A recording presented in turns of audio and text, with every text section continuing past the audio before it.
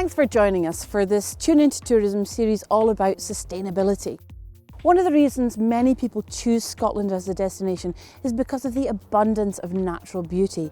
So finding ways to help visitors enjoy our environment whilst protecting it for the future is essential. I'm joined today by guests Elaine Ford, who's the founder of Electrek Explorer and Planet Rewild, and by Simon Brooks, who's from Nature Scot, which is of course Scotland's nature agency. I began by asking him a little bit more about what Nature Scot do within tourism and what the main concerns are now around sustainability. Well, we're clearly a player in the tourism world. We have our own national nature reserves where we have visitors coming to them.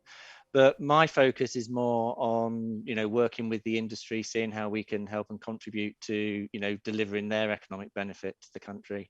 Aspects that we're particularly closely working with is things such as the Scottish Outdoor Access Code, so that when visitors come to Scotland, they can enjoy it in a responsible way. And that's clearly an important part and has been in everyone's minds, I think, over the last year or two. Absolutely, and whether it's responsible tourism, sustainable tourism, it is about protecting, caring about our environment, among other things. I'm also delighted that we're joined by Elaine Ford. Elaine is the founder of Electrek Explorer and Planet Rewild and was recently a COP26 ambassador. Thank you for joining us, Elaine. How are you today? Thanks, great to be here.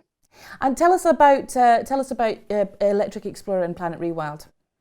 Yeah, so Electrek Explorer is a climate tech startup which uses geospatial technology to help connect people with nature whilst using low carbon electric transport. And that's for electric cars and electric bikes. It's all about connecting people with nature sites and knowing where charge points are, where nature sites are, and following these curated routes as well to find what adventure spots there are, different ways to connect with nature. Well, that's certainly something that's come up a lot. We've had quite a lot of questions come in from our audience about those charging points. It's a hot topic at the moment because, of course, range anxiety is very real for people with electric cars, and the Highlands and Islands being quite sparse, that is a concern. But this is something you're here to tell us is not necessarily the problem we think it is. Simon, let me start with you. So, obviously, the role that our natural assets, our environment plays in our tourism offering is massive here in Scotland. But what are the main concerns in terms of ensuring the sustainability of that? Well, and I don't want to overstate this because clearly the spotlight has been on some of the problems, but we need to remember that some of that is sort of being focused on particular hotspots. We've got a lot of great natural resource out there that visitors can enjoy. But what we have seen over the last couple of years, with the COVID pressure post-lockdown, but remember, it was already, there were some problems prior to the COVID coming along. But, it's about visitor use in these areas. So sometimes it's what we might call irresponsible use, people not knowing what they can do, what, the best way to use these areas. So things such as littering, toileting, poor car parking. But some of the areas were already, so even where visitors are, if you like, trying to do the right thing, they know what to do, they can't because there isn't the infrastructure in place. If you want to go to some of these areas, and the toilets have been closed, and there aren't the facilities available, what do you do? If the car parks are full up, etc., what can you do? But then, we're wanting to look to the future and realize that some of the things that we do now, perhaps we need to do differently in the future. So at the moment, particularly in our rural areas, there's a huge dependence on getting there by car because there isn't sort of public transport options, there aren't other options. So we're keen to encourage people to, try and explore some of these other options. Can they get there through active travel, walking, cycling, etc.? So yeah, there are problems out there. They've all been in the spotlight in the last couple of years. But I think we know what some of the solutions are to these if we put the effort in and resources behind that to try and address those problems. Mm-hmm. So as you say, obviously travel is a big one, a big priority in figuring out how we can do that in a more sustainable way, and infrastructure. But these are sort of bigger picture things that perhaps the smaller tourism businesses watching just now don't have an awful lot of influence over, or do they? They don't, but I think I think it needs to be a joint approach. There is a role for agencies such as mine and Visit Scotland, the public sector, to put the investment into these places. But business has a role as well in helping to manage some of these issues, both in terms of through their destination management or marketing organizations. How are they promoting these areas? Are they looking at ways where they can reduce some of the pressure where, cumulative pressure is just too much, by getting people to go to different places, not just to those, the top hotspots, the Instagram sites to get the photos, etc. Can they go elsewhere? Can they do it more slowly, so people are spending more time doing slow tourism in these areas? Businesses have a role there by the offer that they can provide there. And can the destination organizations look at how they can extend the season? So I think it's both from the business and from the public sector, a joint approach that is needed. And on the business side as well, I think one of the things and the messages we hear from my colleagues who work on the ground is about how it works much better when there's more cooperation and collaboration. It's very difficult for small business to make that change, but if a number of them come together, can they help to sort of shift the focus, get other opportunities there for the visitors to enjoy? Well, you did mention travel, and that is something we've got Elaine here to talk about in part with your new business with Electrek Explorer. Tell us how that came about and what stage you're at just now with the business. Yeah, so Electrek Explorer was set up as part of the Geovation Scotland Business Accelerator, which is a partnership with Ordnance Survey and Registers of Scotland. And really it came about from finding ways to help mitigate climate change and really looking at areas where travel is where like over a quarter of all UK greenhouse gas emissions accounts for emissions in the UK. So it's like a really big area to try and tackle, where you can have like real results if you can find ways to encourage active travel or low carbon travel. And that's really where Electrek Explorer came from. We're really working to build data and information and try to understand a little bit more how people are traveling and where there could be gaps for electric vehicle travel. So we're doing like mapping and gapping to help understand where there's a heat map to see where there's cold spots, where there's hot spots, and really like start gathering that information. Although the app itself it's public facing app, but we're looking at building this information as we're building, because that's really important to be able to move forward and encourage the transition to net zero. And absolutely, and as Simon was saying, it really is about collaboration, and everyone can play their part in that, and filling in those black spots with the charging stations that are missing is something that perhaps businesses watching right now could do.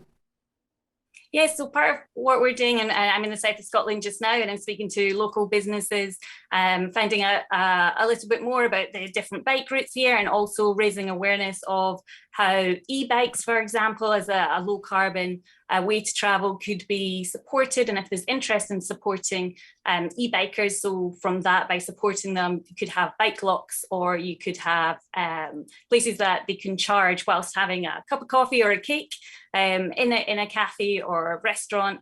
So it's really like speaking to people and getting some folk hadn't thought about e-bike charging or somebody coming in with a bike before. So it's really interesting to get different perspectives and just start talking about how we can help to like support this low carbon active travel.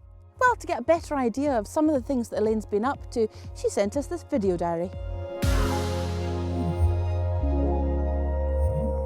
We're heading to Portpatrick, and we're going to speak to local cafes and businesses that may be open to supporting electric bikers and cyclists, to see if there's places to lock up bikes or to charge bikes, if they're interested in being able to promote more cyclists to come by their area. So we're heading there just now. It's actually really windy today, which would make it a lot harder if I wasn't using an electric bike to get up this hill against the wind. We're heading to the lighthouse here to get some coastal views, see some seabirds. The seas look incredible. E-bikes are definitely making cycling a lot easier in November with this wind. We've arrived at Corswall Point, which feels like one of the windiest places on the planet right now. Part of the South of Scotland partnership with Nature Scot and Southern Uplands Partnership and Electrek Explorer. We're exploring different cycle routes, meeting with different local businesses, e-bike hire places to put them on the map. So we're creating an index to find out where these places are that will be welcoming to cyclists, and especially for providing electric bike charging. We've got a battery in the back which can be taken out, but as you can see it's quite large, so carrying a spare battery is would be quite difficult. We've got a lock on the back, which is ace as well. In terms of, at the moment, just being able to, if you travel with your charger, being able to take that out and charge it up. We are really hoping to be able to provide a charging infrastructure which will work 24/7 outdoors as well. But this place is awesome because you can really get these incredible coastal views with the waves crashing up. Park your bike outside and keep warm with a cup of tea whilst you're waiting on the charging. So these bikes have around 40 miles on them, but it depends how much you use the power and your gear settings. Westby's actually delivered the bike to us, and they also have an electric vehicle charge point at their base as well, so that's awesome. Recharge Nature is a partnership with Nature Scot, Southern Uplands Partnership and Electrek Explorer, where we're identifying charge points and finding activities to do, nature-based experiences around charging infrastructure. I'm going to go for a slow charger since we're going to stop for some refreshments. So that's giving you something to do whilst you wait in your car to charge, which could be depending on whether you're at a slow charger or a fast charger. You may be able to go for a walk or a hike, or find other local businesses and local food to go to whilst your car is charging. And we've also been supported throughout from Geovation Scotland, where the business accelerator Electrek Explorer came from, and also Travel Tech Scotland. Simon, e-bikes do seem to be becoming very popular, and they are a great way for people to get out and connect with nature. And we've talked about active travel as well, and that's important. And this sort of all ties in really well together, doesn't it? It does very much. And obviously it's, I mean, the key thing I see, I mean, I'm a keen cyclist, but I know that as I'm getting older, I'm not able to go as far or to places that I used to. And I think e-bikes is sort of opens up that audience for people to get out to places and also do it in a sustainable way. You know, if they can leave their car at home, that's great. They can take their bike on the train and, you know, get off at some stations, cycle back down the line, etc. So it does open up new opportunities, and it enables people to do it in a sustainable way and spread the pressure, spread the load around by getting out to different places. Mm-hmm. So Elaine, your sort of dual businesses really do come together in terms of allowing people to connect with nature, that thing we've been desperate to do after being cooped up in our houses during lockdown, but also do that in a way that really cares for the environment, that has a lower impact. Absolutely. So it's enjoying time spent in nature, really benefiting from the health benefits, both mental and physical health benefits from being out in nature, but also looking for ways which you can give back to nature. So connecting people with restoration projects, potentially citizen science projects, building up databases on what's happening around the area and adding a kind of geospatial data tag to that as well, so you can know what area you're in, what's near you, and connect with those projects too. And what kind of resources are there out there for some of the tourism businesses that will be watching this to think about what they might be able to do in their small business? You can certainly, you know, start with the Visit Scotland website. You know, they have put a lot more on sustainable or responsible tourism aspects and the ways that, you know, businesses can, you know, things that they can try, but also what visitors can do to be more sustainable when they visit Scotland. Mm-hmm. I think that's an important point there. Actually, one of our responsibilities is encouraging visitors, once they're with us, to behave in a more responsible way, particularly as that relates to our environment and the impact that they're going to have on that. What are some of the things that businesses can do to really influence that behaviour? I think businesses are critical here because they're, if you like, they're the front facing, that they meet with the visitors. They're the face of the industry. And if I can just draw a parallel with some of the work we've done over this season, where we've put more investment into rangers, so feet on the ground, at some of these hotspots. And all the feedback we've had is that actually getting the friendly face of someone there to explain about, well, you don't do this, but you can do it this other way. That is a great way of communicating these important messages. We will always still need to have the media campaigns, the Scottish Outdoor Access Code on websites, etc.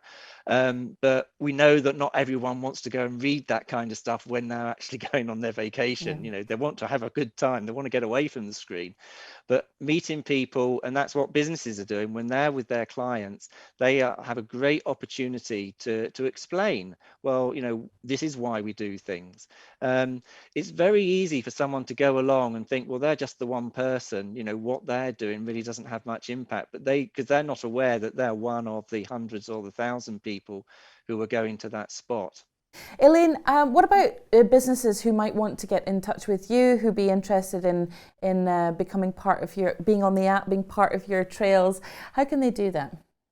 It would be fantastic to hear from local businesses that are interested in finding ways to support e-bike or cyclists or normal standard bikes as well, to get in touch with me. Really looking to, like you mentioned before, about trying to understand if businesses can group together to know what's kind of needed in the area. So in terms of bike locks, then that's really relevant to look at. Well, not every business needs to supply a bike lock, but if you were to group some together, which ones, where would the location of these bike locks be best fitted for? And then looking at electric bike chargers too. So then understanding where you don't need a charger for every point, but where may be good to have a charger in a particular group. So if there's more businesses interested in particular areas, then that would be a prime location. But also if we're building information on where there's less infrastructure available for cars and bikes. So finding that information as well. So then there's local businesses that be oh, well, we might want to try and find ways to support. So yeah, reach out to me for that. That would be fantastic. Have you actually travelled across the Highlands and Islands successfully without running out of charge in your electric car? Yeah, I've travelled all over Scotland in an electric vehicle, from the Highlands and Islands up to even now to Hebrides, and it's absolutely feasible at the moment. The way the infrastructure was, that was last year as well, and it's improving all the time.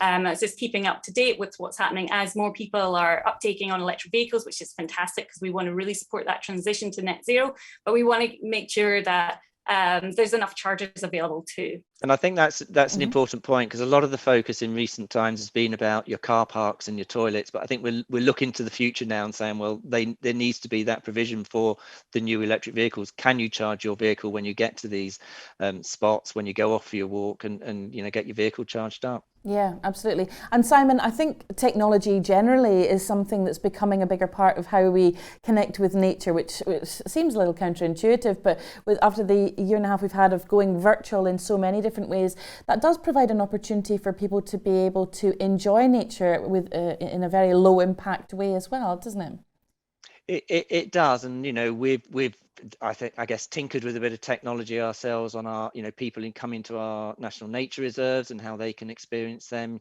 using new technology. But also we're aware that the new technology is going to be important in how we can manage some of these issues going forward.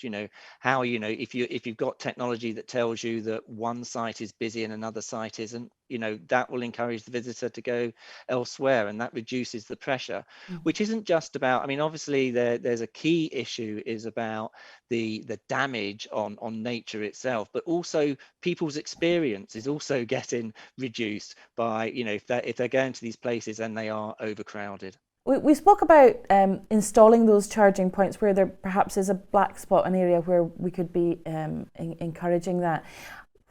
What kind of cost are we talking about? Because I think people maybe have a feeling that it's very expensive, it's going to be too much for their small business to invest in.